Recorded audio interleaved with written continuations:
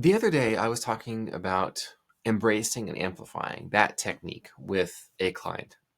And I realized that is an often underused technique in order to, first of all, persuade people to your way of thinking, but also to, ironically, diffuse tense situations where there's clearly a one-sided manipulation contest happening and you can simply end the game.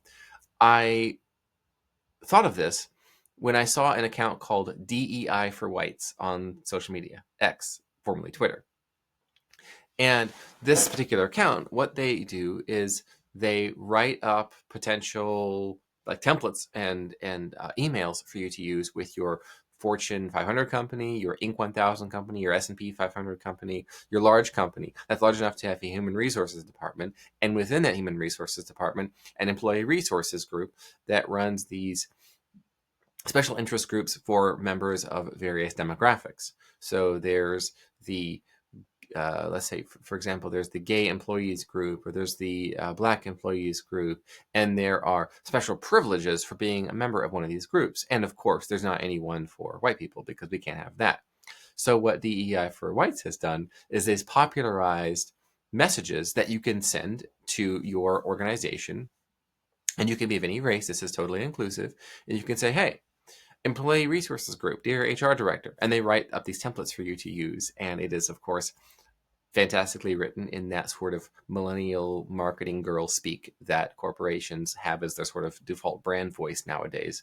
I expect that to change, but it's in place for now. And what they recommend doing to embrace, accept, and then amplify it to absurdity.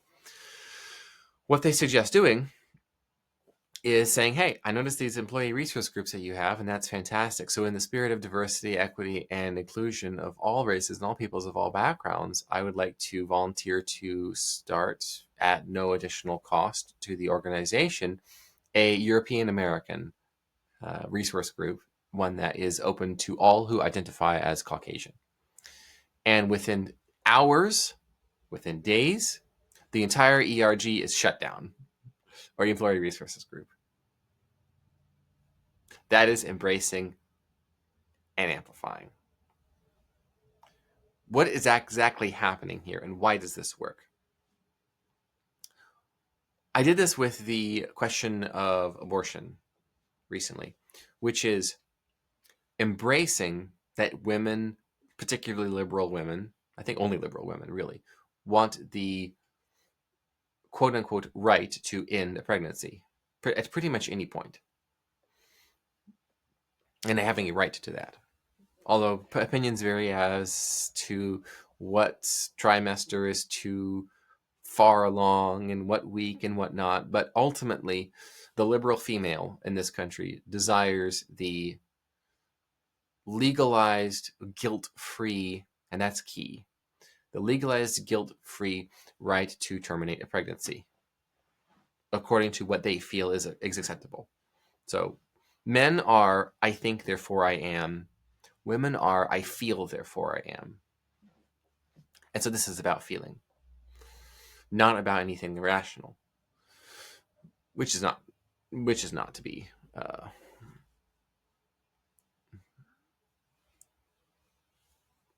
I guess it is to be expected, actually. Coming back to embracing and amplifying here with the question of abortion, what's going on here is if this is their position, what else must be true? That's how you use the embrace and amplify technique. Okay, if every demographic group, so you embrace it.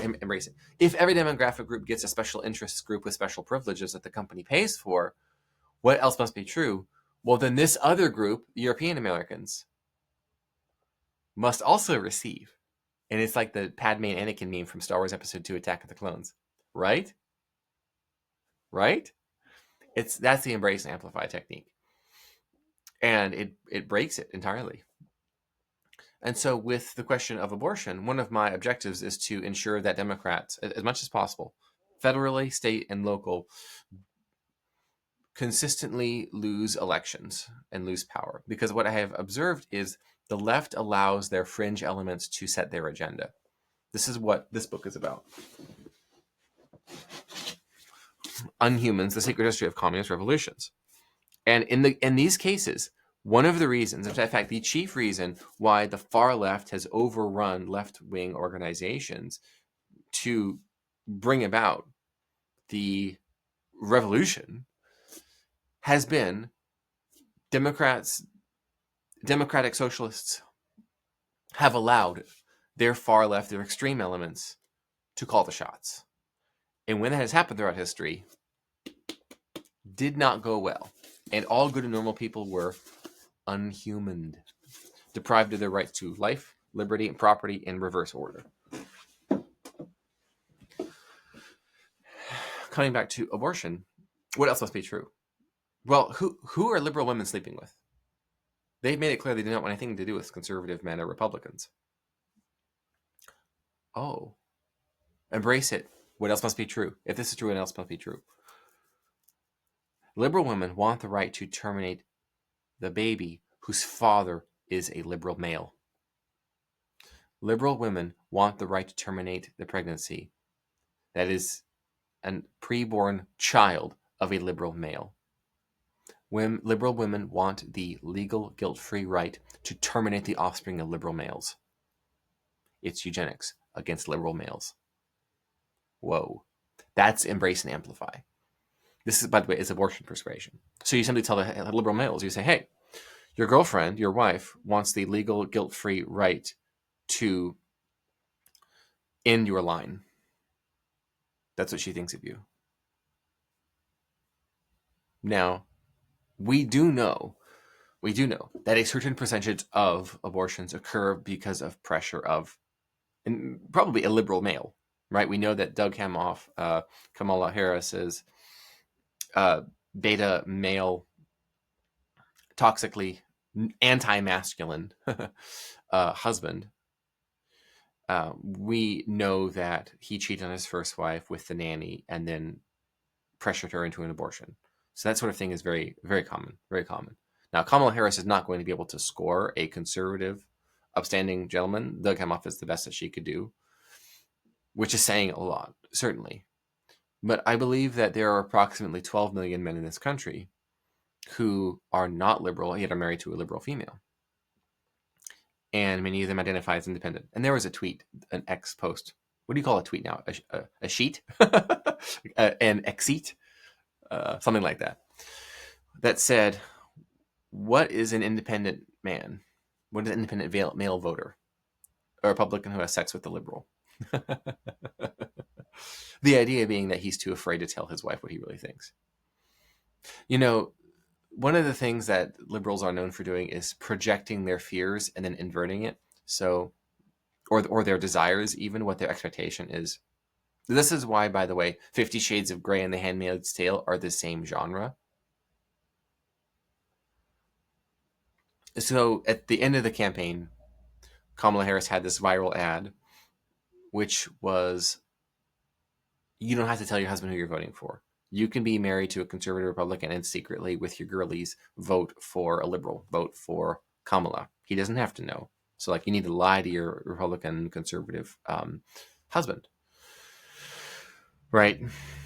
And so, really, what that revealed was that the opposite is true.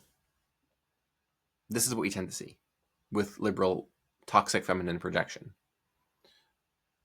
The reality is that approximately 12 million men in this country were afraid to tell their wives how they actually voted, not the other way around. NPR did a piece on this in which they claimed, meet the conservative women who are secretly voting for Kamala. Of course, that never happened. And the majority of women, the majority of white women, that is, voted for Trump, like 52, 53, 54%, something like that. It was a notable majority of white women in this country, with great irony and not as a joke, because they can trust Donald Trump because he's a masculine male. He's not an effeminate blowhard like Tim Walz or Doug Emhoff, who would be a great shame as leaders of the country and have nowhere near the levers of power. Notice how I am comfortable expressing views that would be considered offensive by 49.5% of the country. That's okay. It's okay to speak the truth in the United States again. So with the question of abortion persuasion that we now return to, there are going to be a lot of men who say, okay, well, good riddance, that's fine. I don't care. I don't want kids. I can't have a baby right now. Right? That sort of ejection of personal responsibility. That's Peter Pan syndrome. That's wanting to be a boy forever and never grow up. I don't believe that a male can be a man unless he has children, biological children. I do not believe that. I believe that that does something to you. A boy becomes a man when he becomes a father. And we observe a similar behavior in women, where a girl is not a woman until she becomes a mother. Of course, women will screech, sexist, sexist, sexist, how dare you, for the second thing, but not the first thing, right? I feel, therefore I am. And this is why I continue to say that saying that something is offensive is a white flag. That's offensive, meaning you have asserted a truth I cannot respond to, and it makes me feel bad because I might believe something that's bad, and I'm a good, smart person. I feel, therefore I am. I feel like I'm a good, smart person, therefore I am, and you make me feel bad, therefore you're not a good, smart person. Ugh. Right? That's toxic femininity. That's not written up much about. And so there is a certain percentage of men in this country who, when they hear the embraced and amplified abortion persuasion, and this would be quite funny, by the way, if conservatives said, yes, we want women to have the right to choose to abort a liberal man's offspring. Holy cow, can you imagine? Can you imagine the marketing campaign? We would have so much fun with that. It's dark. It's extremely dark, but it's embrace and amplify. It is the equivalent of, yes, I love all these groups that you have, the employee resource groups for these various demographics. Let's have the one for European Americans as well, to prove how diverse and inclusive you are. And then, of course, they'll come up with some sort of an out. I heard an attempted out of embrace and amplify with the tolerance question. They call it the paradox of tolerance, which is that you can't tolerate the intolerant. They say, well, it's a social contract. If you opt out of the contract by being intolerant, therefore we can't tolerate you. You're not protected anymore. So then I wonder, what that actually means is you're only tolerant of the tolerant. Or rather, you tolerate only what you perceive to be tolerant. So there's no need for tolerance. It cancels itself out. This is the I feel, therefore I am. I feel like tolerance is a good thing. I feel like I want to be kind and nice and peace and whatever. And then you end up with October 7th, 2023 in Israel.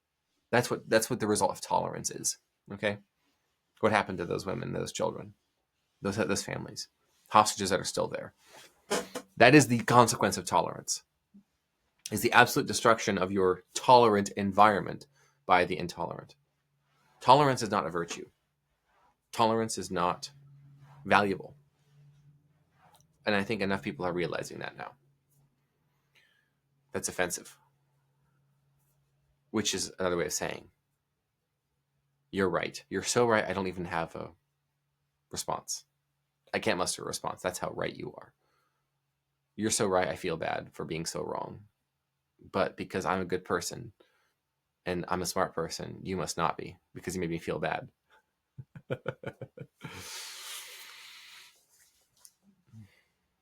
Embrace and amplify. It's worth it. It is. It's painful to the hearer, but it's like tariffs, where they're painful in the short term, but the benefits long term are enormous. Uses of incentives and disincentives. It's okay to do that. I think it's necessary, actually. You're going to take a lot away from this episode. But the one to take away is that you need to get over your, well, I don't want to say something that's not true. Well, I don't want to get out there. Well, I don't want to risk being offensive. You must reach out to the ERG person and say, I noticed all the diversity and that's great. So that's the embrace. And the amplify is, and let's also do this thing. Yes, we believe women should have the right to, that's the embrace, abort Democrats, men's children, abort male liberal males' children. Now, do you actually believe that? Do you actually believe that the ERG resource groups, all the different ones, are correct? Do you want to be right, or do you want to win?